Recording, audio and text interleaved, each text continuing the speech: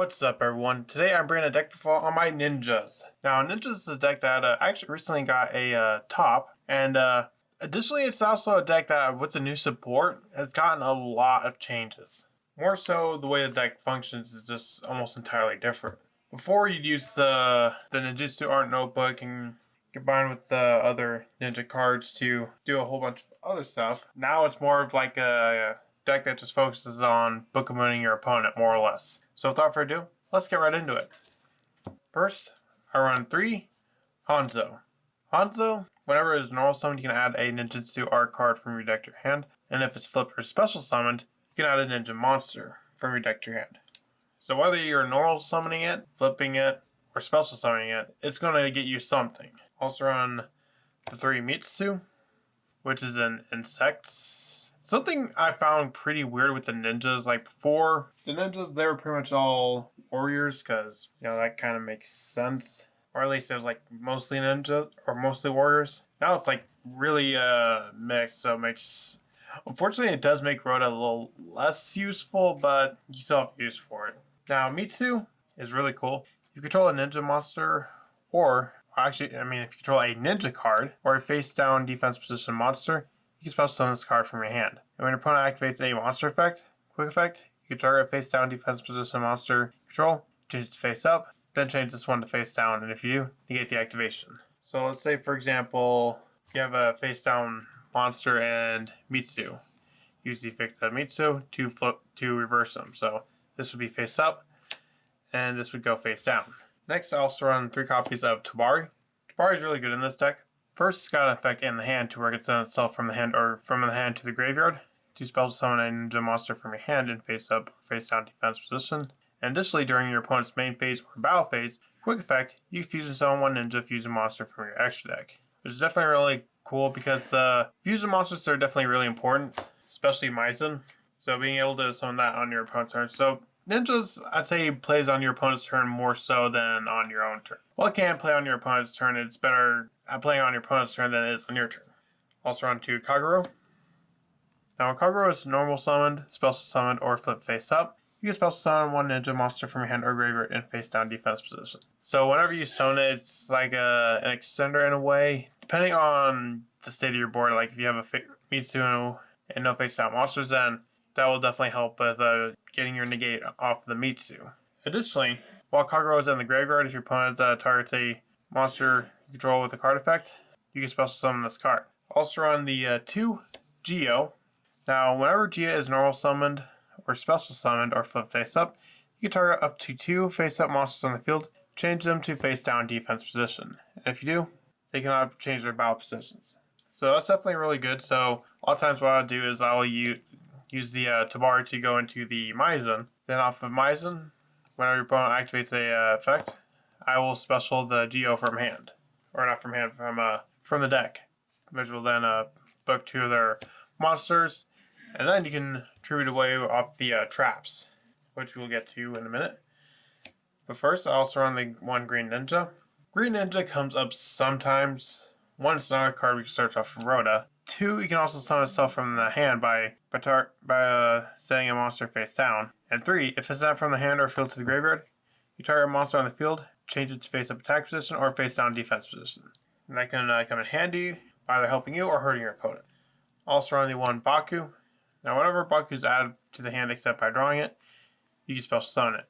And if it's special summoned, you can target 1 ninja or ninjutsu card from your graveyard or face up spill in the trap zone, return it to the hand. Which can definitely be pretty useful because the traps they're very odd. More or less like their best effect can only be used when their card is activated. So after that, they just sit on the field and do nothing because they are continuous.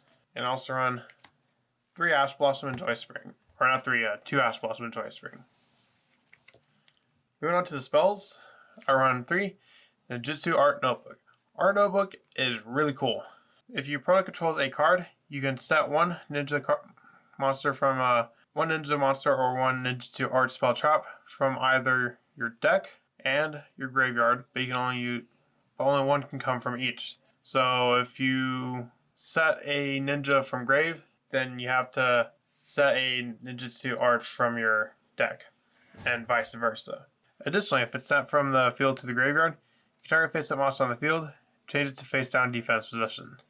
This does come up sometimes, not too rarely, but if they're really worried about the back row and they just want to blow it up so it doesn't really hurt them, then this can end up hurting them. Also on one of the field spell, Hidden Village of Ninjutsu Arts. This comes up sometimes, but I really do like the first effect. If a ninja monster is summoned to your field, you can target one ninja monster or one ninjutsu card in your graveyard, add to your hand. But you cannot activate cards or the effects of cards with the same name for the rest of this turn. I really hate that restriction, but I guess there's got to be balance somewhere. And the cool thing is that doesn't restrict you to monsters. Like you can use it on the monsters, you can use it on the spells and traps. So you got lots of targets. You can use it to grab back a trap that may have been destroyed, or a monster to use for next turn. Additionally, the first time a ninja monster be destroyed by battle or card effect, you can banish one ninja monster from your graveyard instead. So it's also got a little bit of protection. Also run the one Ninjutsu Art Tool Iron Digger. This one's really only good going second. The quick monster gains 500 attack and also is treated as a ninja monster. Once per turn, you can banish one ninja monster from your graveyard and target one card on the field, destroy it. So it's a little bit of removal, but the cool thing is that gives you this with the Mitsu, gives you access to the Ultimate Great Insect. Also run 3 copies of the Book of Moon. Since this deck primarily focuses on Book of Moon, your opponent might not just run 3 actual Book of Moon, but you can also use to Book of Moon your own monster, which does come up in the case of Mitsu. Also the one Instant Fusion, because one of them is a level 5. 3 Prosperity to help search through the cards to get what I need, because realistically, I'd say maybe there's like 5-6 cards you may use in your extra deck. Like firing off a Prosperity or 2, it isn't going to hurt you too much. Obviously the one Rhoda. While it is mixed types, Hanzo, Green Ninja, and the Kagero are all warriors, so it still is useful. Fortunately, you can't search Mitsu or Tabari with it. But 1-for-1 can get you to Tabari, and I also run a Call by the Grave. Moving to the traps. I run 3 Ninjutsu Arts of Dancing Leaves. Whenever it is activated, or you can activate this card by targeting one ninja monster or one face-up defense position monster on the field, tribute it, and if you do, special summon one ninja monster from your deck. Now that's really cool. Let's say you Book of Moon one of your opponent's monsters. You can use that for this effect, which I definitely think is really nice. Although it does have a restriction to when this card leaves the field, send that monster to the graveyard, which can be a bit of a downside. So like back row removal can really hurt this deck a lot. Also run Duplication, which does a similar thing to Dancing Leaves, although the number of monsters you can summon out are different. The Dancing Leaves, you can just summon a ninja. Duplication, you can summon ninja monsters from your deck equal or less than the number of levels that the monster you tributed have. So like let's say you tributed level 8 for Duplication. You can summon 2 4s, a 4, a 3, and a 1, which we do run. So definitely, while I like Duplication better, it's more restrictive than Dancing Leaves, because Dancing Leaves you can tribute whatever you want. And lastly, I run 3 copies of Infinite Impermanence to round out my main deck. Moving on to the extra deck, I run 3 Maizen. Maizen is really cool. Now the Ninja Fusions, Maizen, and the Armor Ninja all can contact fuse themselves, so you don't need a poly or anything. They can just summon themselves. Unless you got to a bar, you can also get to them through that. Now Maizen, whenever a opponent activates the card or effect, you can special a ninja monster from your deck in face up or face down defense position, which is definitely really good. So that is one way to get you to your Geo.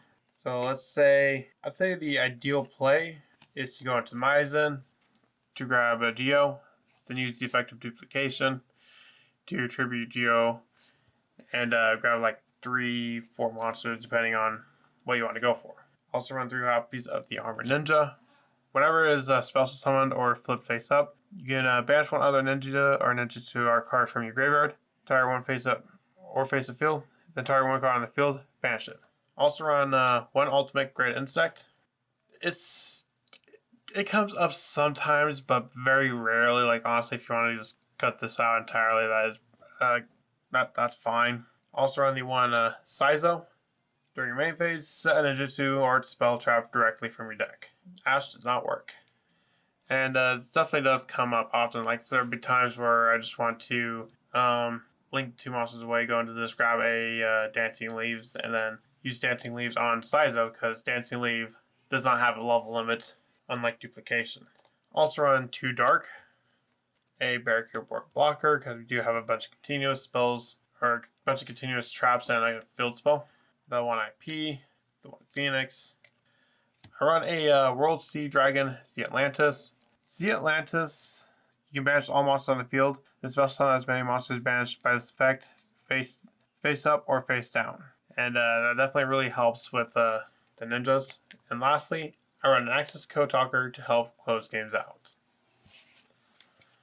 What do you think of ninjas? Think it's pretty cool? I know it did top, but do you think it's going to be topping again? Let me know in the comments and I'll see you next time I make it. Bye.